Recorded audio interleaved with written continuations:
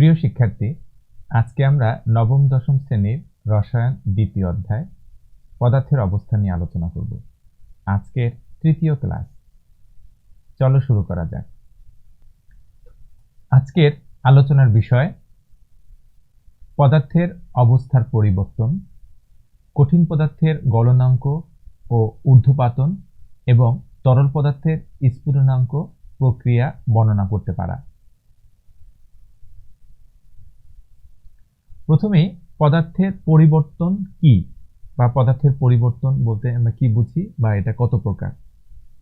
তাহলে পদার্থের পরিবর্তন কয় ধরনের আমরা একটু খেয়াল করে দেখতে পাই যে লোহা বাতাসে রেখে দিলে বা বৃষ্টির পানিতে এক সময় কি হয়, মরিচা পড়ে।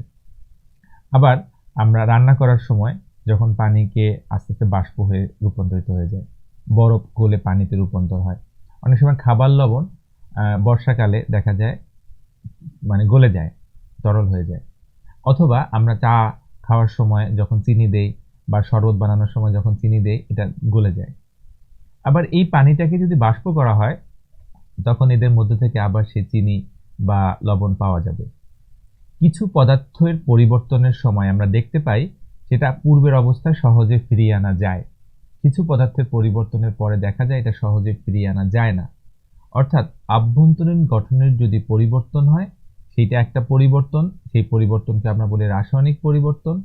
আর যেখানে শুধু আভ্যন্তরীণ গঠনের কিছুটা পরিবর্তন হয় ঠিকই, কিন্তু বাহ্যিক কাঠামোর পরিবর্তনটা ব্যাপকভাবে দেখা যায় এবং এটাকে সহজে পূর্বের অবস্থায় ফিরিয়ে আনা যায়, এই পরিবর্তনকে বলা হবে ভৌত পরিবর্তন। তাহলে পরিবর্তন হচ্ছে দুই প্রকার, একটা হচ্ছে ভৌত পরিবর্তন এবং আরেকটা হচ্ছে রাসায়নিক পরিবর্তন। যেমন বরফ, এটাকে তাপ দিলে তরলে রূপান্তর হয়, আবার তাপ দিলে বাষ্পে রূপান্তর হয়। এই প্রক্রিয়াটি হচ্ছে ভৌত পরিবর্তন, কারণ এখানে পানির ধর্মের বা বৈশিষ্ট্যের কোনো পরিবর্তন হয় নাই, শুধু তাপের পার্থক্যের কারণে অবস্থার পরিবর্তন হচ্ছে। এটাকে আবার পূর্বের অবস্থায় সহজে ফিরিয়ে আনা যাবে, তাই এটা হচ্ছে একটা ভৌত পরিবর্তন। লোহার উপরে যদি চুম্বক দ্বারা ঘষা হয় তাহলে একসময় লোহাটা চুম্বকে পরিণত হয়ে যায়, এই পরিবর্তনটা হচ্ছে ভৌত পরিবর্তন। কারণ লোহার মধ্যে আভ্যন্তরীণ গঠনগত বা ইলেকট্রনীয় বা নতুন কোনো যৌগ তৈরি হয় নাই, তাই এই পরিবর্তনটাকে বলা হবে ভৌত পরিবর্তন। এরপরে হচ্ছে রাসায়নিক পরিবর্তন। যেমন মোমবাতি জ্বলতে থাকলে পরে কি হয়, এখানে বেশ কয়েকটা ঘটনা ঘটে। প্রথমে আগুনের তাপে সুতা পুড়তে থাকে এবং এর সাথে সাথে যে তাপটা উৎপন্ন হয় এই তাপে মোমটা গলতে থাকে এবং এই গলার সময় গলিত মোম কিছু অংশ নিচে পড়ে যায় এবং সুতার মধ্যে থেকে কিছু অংশ উপরের দিকে চলে গিয়ে অক্সিজেনের সাথে দহন ক্রিয়ার মাধ্যমে কার্বন ডাইঅক্সাইড এবং পানি উৎপন্ন হয়। কারণ আমরা জানি মোম হচ্ছে একটা হাইড্রোকার্বন, অর্থাৎ সেখানে কার্বন এবং হাইড্রোজেন দ্বারা গঠিত হয়। এখানে এই যে পরিবর্তনটা হচ্ছে, মোমটা অক্সিজেনের সাথে মিশতেছে এবং কার্বন ডাইঅক্সাইড পানি উৎপন্ন করতেছে, এই পরিবর্তনটা কিন্তু আবার সহজে আগের অবস্থায় মোম ফিরিয়ে আনা যাবে না, তাই এই পরিবর্তনটা হচ্ছে রাসায়নিক পরিবর্তন। আর মোমের যে অংশটা কঠিন থেকে গলে যাচ্ছে এবং তাপের কারণে যে মোমটা বাষ্পীভূত হচ্ছে, কিন্তু কার্বন ডাইঅক্সাইড হচ্ছে না, বাষ্পীভূত হচ্ছে বাষ্প মোম, এই পরিবর্তনটুকু হচ্ছে ভৌত। আর যখন পুড়ে কার্বন ডাইঅক্সাইড পানি উৎপন্ন হচ্ছে, এটাই হচ্ছে রাসায়নিক পরিবর্তন। লোহায় মরিচা পড়া, এখানে সম্পূর্ণ নতুন একটা যৌগ তৈরি হচ্ছে। আমরা জানি লোহার সাথে অক্সিজেন জলীয়বাষ্প বিক্রিয়া করলে ফেরোসোফেরিক অক্সাইড উৎপন্ন হয়, অর্থাৎ ভিন্ন একটা যৌগ তৈরি হয়। সেই কারণে এটা আমরা বলছি যে লোহার গঠনগত আর মরিচার গঠন এক না, তাই এই পরিবর্তনটা হচ্ছে রাসায়নিক পরিবর্তন। এটাকে আবার সহজে ফিরিয়ে আনা যাবে না, পূর্বের অবস্থায় ফিরিয়ে আনা যায় না। তাহলে মোমবাতি জ্বলতে থাকলে এখানে তিনটা অবস্থা তৈরি হয়। তাপের কারণে যে মোমটা গলে যায় সেই অবস্থাটাকে আমরা বলবো ভৌত পরিবর্তন। অর্থাৎ একই সাথে মোম জ্বলার সময় তিনটা কাজ করে। মোম যখন জ্বলতে থাকে তখন এর মধ্যে তিনটা ঘটনা ঘটে। প্রথমে গলতে শুরু করে, তারপরে সুতা দ্বারা শোষিত হয়ে নিয়ে যায়, তারপরে কি হয়, এর অগ্রভাগে যখন সুতার অগ্রভাগে যায় তখন বাতাসের মধ্যে যে অক্সিজেন আছে তার সাথে বিক্রিয়া অংশগ্রহণ করে এবং কিছু অংশ মোম বাষ্পীভূত হয়। যখন সুতার মাধ্যমে জ্বলতে থাকে তখন সেই সময় কার্বন ডাইঅক্সাইড পানি উৎপন্ন হওয়ার কারণে এই প্রক্রিয়াটি হচ্ছে কি, এটা একটা রাসায়নিক পরিবর্তন ঘটে। আমরা বলছি মোমের সাথে যখন অক্সিজেন যুক্ত হয় তখন কার্বন ডাই অক্সাইড, পানি, তাপ এবং আলো সৃষ্টি করে।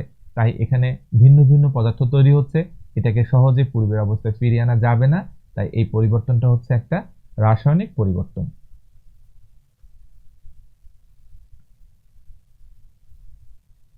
তাহলে মোমের যে অংশটা কঠিন থেকে তরলে রূপান্তর হচ্ছে সেটা ভৌত পরিবর্তন।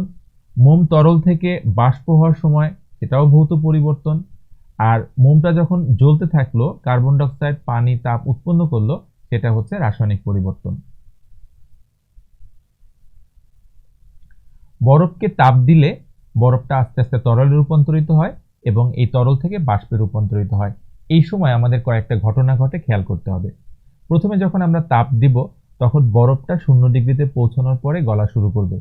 যতক্ষণ পর্যন্ত বরফ সম্পূর্ণ পরিমাণে না গলবে ততক্ষণ পর্যন্ত তাপের কোনো পরিবর্তন হয় না। অথচ আমরা তাপ দিচ্ছি, যাচ্ছে কোথায়? এই কঠিন বরফ থেকে তরল পানিতে রূপান্তর হওয়ার সময় যেই শক্তিটা ব্যবহৃত হয় এটাই হচ্ছে সুপ্ত তাপ।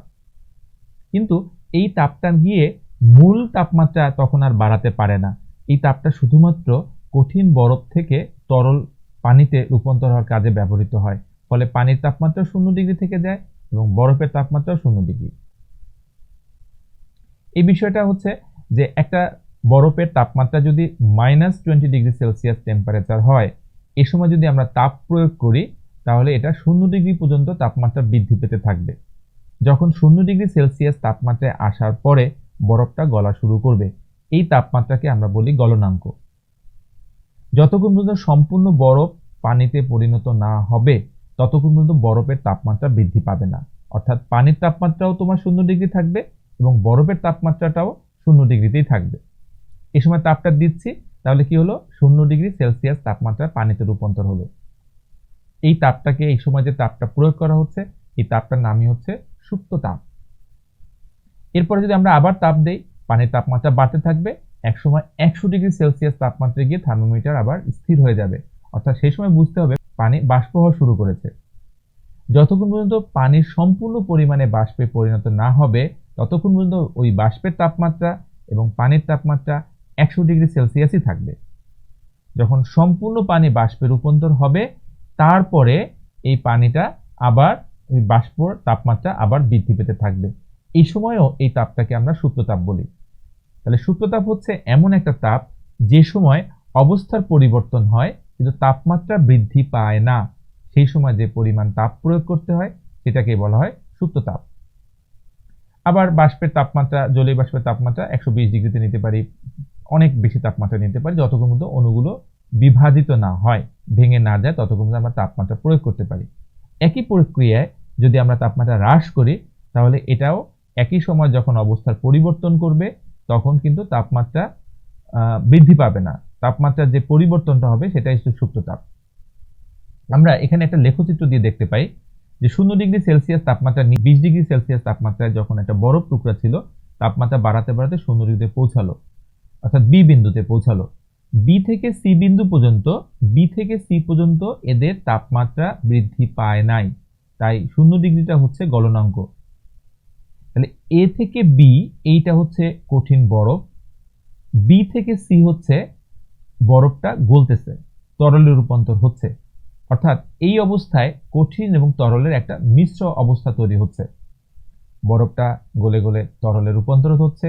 যতক্ষণ পর্যন্ত সম্পূর্ণ বরফটা না গলবে ততক্ষণ পর্যন্ত তাপমাত্রা বৃদ্ধি পাবে না। তাই বি থেকে ডি সম্পূর্ণ তরলের অবস্থা, কারণ 0 ডিগ্রি থেকে তাপমাত্রা বাড়তে বাড়তে 100 ডিগ্রিতে পৌঁছানোর পরে পানি বাষ্প হওয়া শুরু করছে। যতক্ষণ পর্যন্ত পানি সম্পূর্ণ বাষ্পভূত না হবে ততক্ষণ পর্যন্ত এর তাপমাত্রা বৃদ্ধি পাবে না।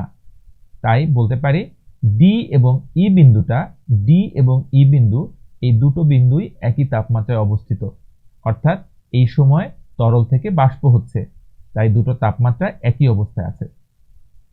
তারপরে যখন তাপমাত্রা বৃদ্ধি পেয়ে, অর্থাৎ যখন সম্পূর্ণ তরলটা বাষ্পে রূপান্তরিত হয়েছে তখনই এর তাপমাত্রা বৃদ্ধি পেতে থাকবে।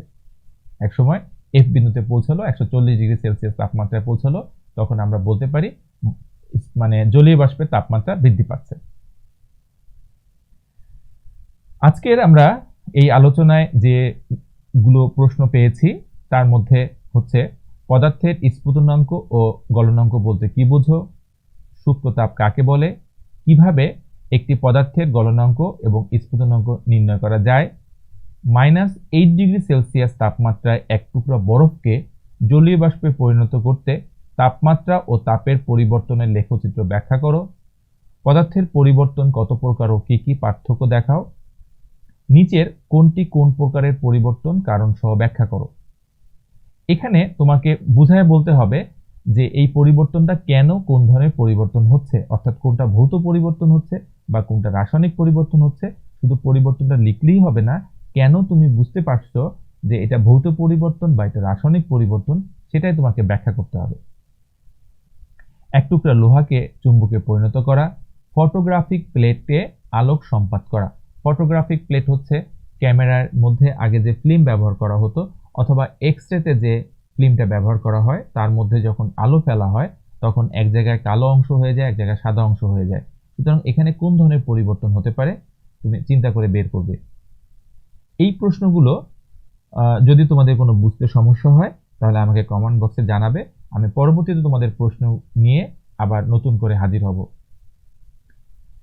তারপরে আছে লোহায় মরিচা পড়া, লোহার গুঁড়ার সাথে সালফার যুক্ত করে উত্তপ্ত করা, এক টুকরো বরফকে জলীয় বাষ্পে পরিণত করা এবং মোমবাতি পোড়ানো। এই প্রশ্নগুলোর উত্তর তোমরা সুন্দর করে লেখার চেষ্টা করবে।